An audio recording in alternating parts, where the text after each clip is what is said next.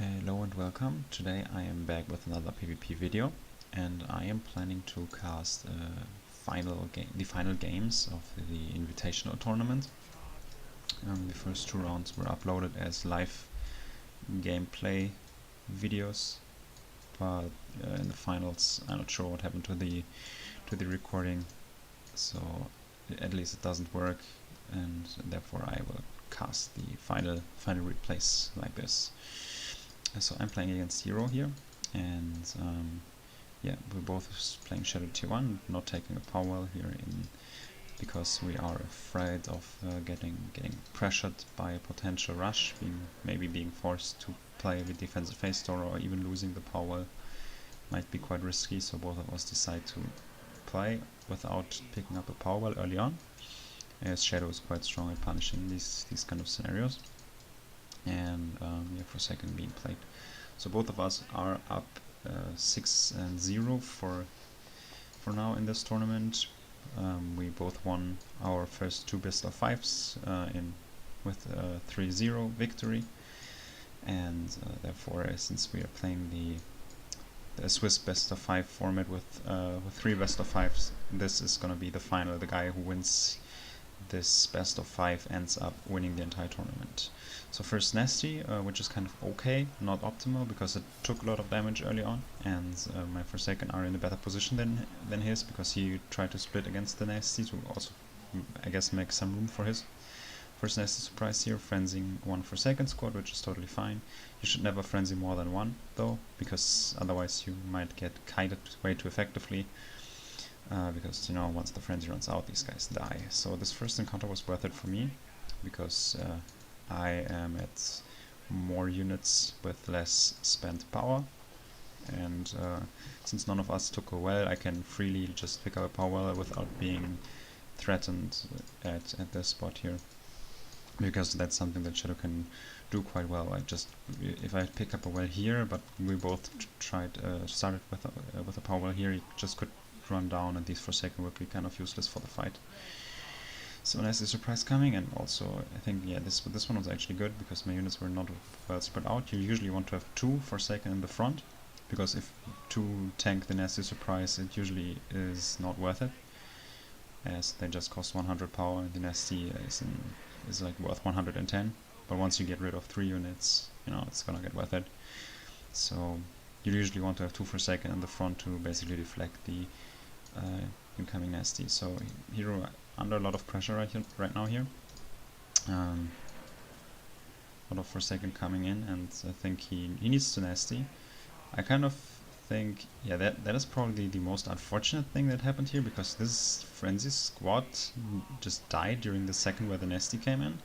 So this squad here also took the damage that was supposed to be tanked by the first unit here, so I lost 1 additional Forsaken squad, making this nasty super effective. And this is pretty much the breathing room that Hirooo needs to kind of stabilize this power, and he does this by frenzying this Forsaken squad to zone my army here and build up a phase tower in the back line. And I tried to respond with a phase tower as well, because phase tower on this spot is super hard to defend when you have like no phase tower on your own, or at least no tower. You could potentially play a life stealer, but that is just straight up worse, so no one considers doing that. Since my trading was still overall kind of effective, I am picking up an extra well. But Hirooo will just straight up respond with the well by himself, and I try to somewhat get map control. If I would be able to get this position here, it would be quite nice, because in the end I would be able to have more powers available to play around in the late game. But it is also risky. If I pick up this power, this phase tower can also move up here, and this one would be kind of useless. So improving the position of the phase tower here, because there's no attack threatened, and picking up this power because it's safe to take. I try to stay up 1 power, and Hirooo decides to go tier 2 here, because he does not want to open up another base here without the backup of tier 2, which is kind of fine for me. But yeah, this also is a pretty big threat onto my power wells, because my lead is pretty small, and therefore it is quite dangerous. As you can see, I'm not at 150 power, so now I can pick up tier 2 by myself, which is kind of a little late. And with so many positions being opened up, there's an easy way to find something that is kind of attackable with Nightcrawlers. So Forsaken being played just in front of them, so the Nightcrawlers get slowed down a little bit. And this one also kind of has to run around, but good job at directly attacking this power well and using the small tempo advantage, because my tier 2 was not finished at this point. Now the Oink would, Curse of Oink would be available to stop this, but it's too late. So one power well dropped, which is quite good for Hirooo, because if he gets to later on to this position here and kind of maybe to 6 wells or something, I might end up getting a 2-3 scenario that heavily favors Shadow Frost, because we're playing Shadow Frost against Shadow Nature, so I basically have an advantage in tier 2, but I lose out in tier 3. So yeah, so this Face Tower moves forward to apply some pressure. It's kind of very powerful even at tier 2. So yeah, just trying to use this and force him away from the space, and trying to set up a split attack.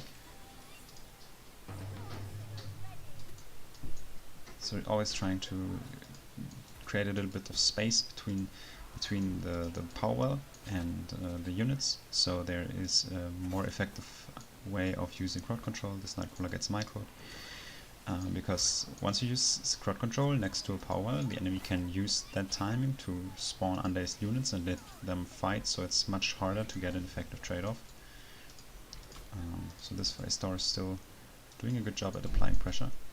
These guys here are motivated and these ran out, so probably trying to get some unit picks off. So this one is dazed here, which is quite unfortunate. And yeah, this split Nightcrawler attack kind of will get more and more dangerous over time. So this got flanked, but it's okay because he can motivate. Yeah, that's what happens. And this Face Tower is pretty much just applying damage over the time. Already dealt like 1000 here to the monument. I maybe should have focused the power well, because that would have forced a Kobold trick. Yeah, I'm switching to the power well right now. That kind of came too late. So this frenzy is not a good idea, because the Ensnaring Root will just make sure that this Nightcrawler straight up dies without doing anything, and there are no other Nightcrawlers on the board that can benefit from Motivate, so I don't think he has the power to play enough to make a Motivate worth it. So yeah, this motivated to the 2 remaining Nightcrawlers to get some pressure on the well, also oinking. This one will die anyways, and this power will actually dropped, because there's also some Nightcrawlers down here that are kind of applying pressure, and this Face Tower is still constantly shooting over and over. Again, there's no way to CC it, so very powerful still in tier 2. And frenzy motivated Nightcrawlers really forcing protects at the power limit, and now all these buildings are quite damaged. Even with like a kind of beneficial early tier 2.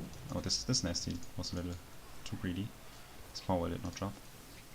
Even with the beneficial tier 1 or early tier 2 for Hirooo, where I got my power well, he's now in a very uncomfortable position, where he's down 1 power well in an unfavorable tier 2 matchup. And yeah, this kind of makes the position that he has dangerous, because I always can spawn stuff in my main base and do these split attacks, where Shadow Nature really excels at. If he gets position over here, close to his main base, it would be much harder for me to attack and punish him before he gets to tier 3. So Dark of Assassins immediately activated, but Hurricane should kind of prevent this.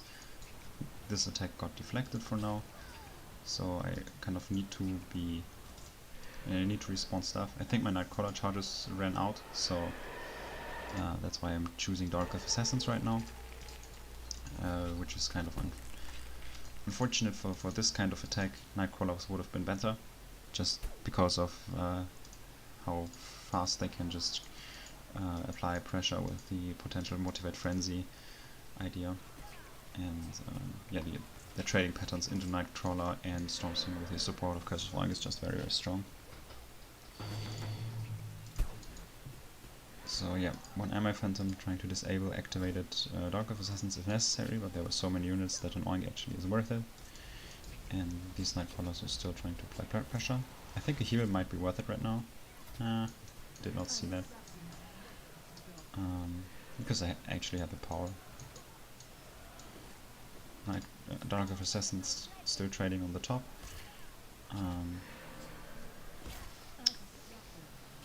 But it kind of gets hard to constantly apply pressure without the Nightcrawler charges available.